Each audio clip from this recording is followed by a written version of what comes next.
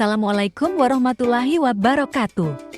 Kami dari kelompok 3 akan mempresentasikan hasil diskusi kami pada topik 4 ruang kolaborasi yang membahas tentang kemampuan aplikasi. Perkenalkan anggota kelompok kami. 1. Aditya Reza Putra. 2. Anggia Deswitri. 3. Dia Safitri Kumalasari. 4. Fatma Latifatul Syaleha. 5. Tikaya Saroh. Aspek penilaian dan evaluasi dalam UBD. Pertama, kemampuan menjelaskan. Kedua, kemampuan interpretasi. Ketiga, kemampuan aplikasi. Keempat, kemampuan perspektif. Kelima, kemampuan berempati. Terakhir, kemampuan pengetahuan.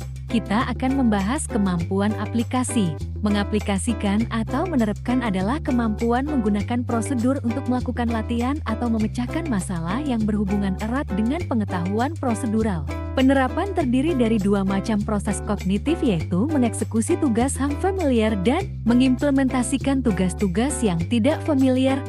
Selanjutnya, aspek kemampuan mengaplikasikan ada 5, yaitu: pertama, efektif. Kedua, efisien. Ketiga, fasih. Keempat, adaptif. Kelima, anggun. Yang pertama yaitu afektif. Efektif merupakan suatu proses terjadinya suatu efek dalam suatu perbuatan sesuai dengan yang dihendaki. Pembelajaran yang efektif biasanya ditandai dan diukur oleh tingkat pencapaian tujuan. Ada 4 strategi pengajaran yang efektif, yaitu: 1. Visualisasi. Kedua, pembelajaran kooperatif. Ketiga, instruksi berbasis pertanyaan. 4. Penggunaan teknologi di dalam kelas. Kedua, efisien merupakan usaha atau proses dalam menyelesaikan sesuatu secara optimal. Efisien ini berkaitan dengan waktu. Karena seseorang yang bekerja secara tidak langsung, dia akan memperhatikan segala aspek termasuk waktu.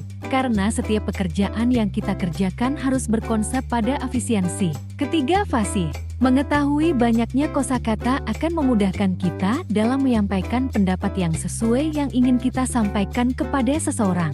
Kefasihan dalam membaca juga dapat kita artikan sebagai kemampuan membaca teks dengan mudah, cepat, ekspresif, dan tanpa banyak usaha serta sedikit kesulitan untuk memahami arti dari teks yang dibaca. Untuk mengevaluasi hal tersebut, maka kefasihan anak dalam membaca ada 2 jenis kefasihan yang harus kita ketahui. Pertama, kefasihan membaca secara lisan. Kedua, kefasihan membaca dalam hati. Keempat, adaptif. Menurut KBBD, adaptif memiliki arti mudah menyesuaikan diri dengan keadaan, dapat diartikan juga sebagai kematangan diri dan sosial seseorang dalam melakukan kegiatan umum sehari-hari sesuai dengan usia dan berkaitan dengan budaya kelompoknya. Kelima, anggun. Menurut KBBE, anggun artinya apik dan berwibawa atau tingkah laku. Setiap peserta didik memiliki karakteristik berbeda-beda. Pendidik bisa menentukan metode, strategi, dan komponen pembelajaran lain yang tepat sehingga membuat hasil belajar peserta didik lebih optimal dan bermakna. Perilaku belajar memiliki dia penilaian kuantitatif, yaitu baik dan buruk tergantung kepada individu yang mengalaminya. Contoh rubrik aspek kemampuan aplikasi dalam praktikum IPA rangkaian.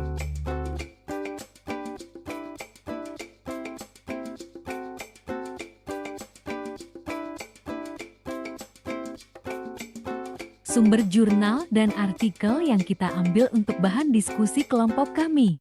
Baik, sekian presentasi dari kelompok kami. Ada 1 pantun untuk perpisahan kita. Berang-berang makan bakwan. Terima kasih kawan-kawan. Wassalamualaikum warahmatullahi wabarakatuh. Baik, terima kasih. Itulah pembahasan dari kelompok kami mengenai penilaian dan evaluasi pemahaman dalam UPD tentang kemampuan aplikasi. Apabila ada kelompok lain yang ingin mengutarakan pertanyaannya atau sarannya, silakan. Perkenalkan, saya perwakilan dari kelompok 2.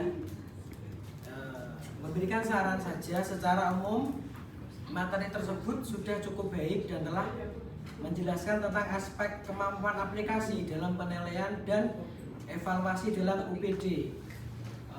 Ini ada pertanyaan, Kak, ya? Ya, silakan. Bagaimana hubungan antara kemampuan aplikasi dengan efektivitas pembelajaran? Terima kasih. Baik, terima kasih untuk pertanyaannya dari Mas Dita. Izinkan kelompok kami untuk mendiskusikannya terlebih dahulu.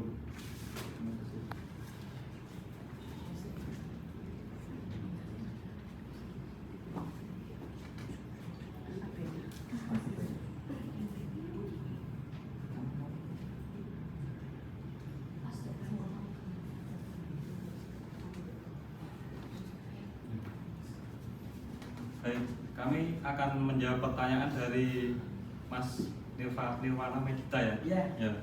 Baik, pertanyaannya bagaimana hubungan antara kemampuan aplikasi dengan efektivitas pembelajaran?